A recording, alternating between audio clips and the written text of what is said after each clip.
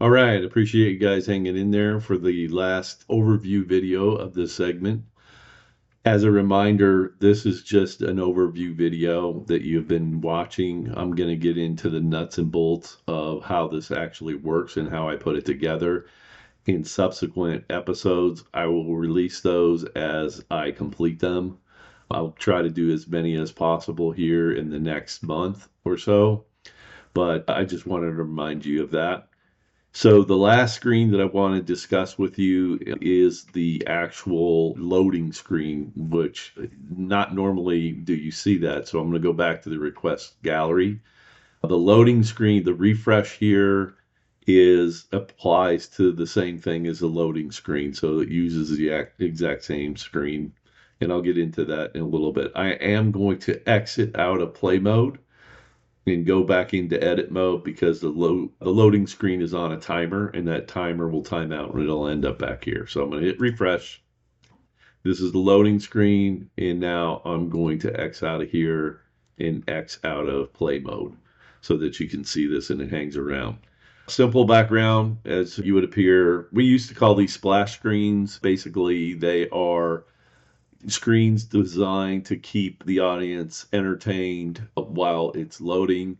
My vision for this is to, instead of just having the loading spinner and the timeline here, I'm going to actually put in release notes for the various apps. So you would be able to see all the release notes that are coming through based on the app. And I have a whole system developed to do that as well. I'm not demonstrating that today, though. So the loading screen does two things. There are things that are on the on start still and then the are things, and I didn't say things, I mean tools or functions that are on different screens. So on start still contains basically the deep link part of this, the parameters part of it for deep link, and I will get into the deep link because this is a deep link app. But it also refers to the start screen, which is the loading screen, and there's a timer on the screen as well. And when that timer runs out, it goes back to the galleries. But what's happening here in the background while you're watching this loading screen is I'm taking certain things, like I mentioned in previous videos, the contacts list. I'm taking those out of the SharePoint list, or not taking them out, but I'm reading them from the SharePoint list and putting them in a collection, so that they're in memory, and that we don't have to do lookups across the network to retrieve those. I'm also pulling in the component libraries as well, which is on here, that has all of the colors associated with it. It has also the parameters for how boxes are made, how high they are, so it's a consistent look and feel. And as I said, it's got all the theme colors, which can be changed. So the other aspect of this that I wanted to get into, which is important, is, and you can see this down here, this app is currently running in standalone mode. So that means that it was invoked based on just the URL here, but the app is designed to be invoked through Deep Link. So in Deep Link, as you know, or may not know, I will have a session on that. But basically, it's from another app. I can load this app, and I've used this in the past, like from app to app. Mostly it's around app features. So anybody that wants to report a bug, they don't just go to like a Teams channel or send an email out. They can go right in the app itself, click the submit button, submit a thing, and it's going to pop up that screen that I just showed you before in an earlier video, and it's going to allow them to fill out a request. So they could submit a bug request, they could put in a feature request, they could request help understanding on something that they're confused about.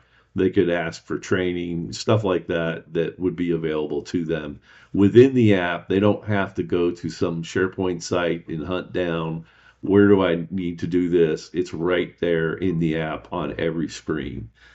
The other thing is that this can be deep linked from another SharePoint site, or I should say a SharePoint site.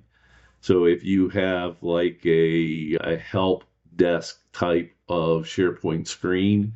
You literally could have buttons for each type of those fulfillment teams that I went over and categories. So they could submit a pre-defined button that says, hey, I want this fulfillment team, which would be IT, and I want a new laptop.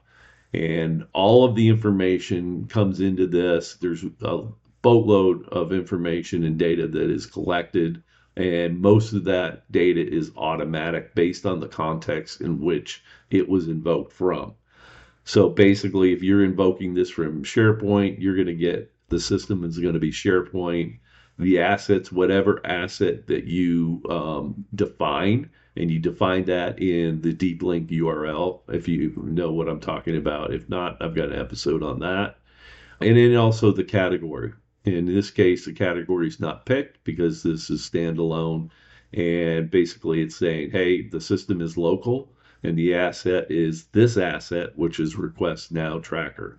If this was another app, then it would say the app name here. It would also say things that, like the screen number that it came from, the user that submitted it. All of that stuff is happening in the background automatically, and the user doesn't need to input that data. So that's how the loading screen works. Again, I will get into the nuts and bolts of each one of these screens and how I created this. But that's all for now. I hope you enjoyed the app overview and look for more episodes to come. Thank you.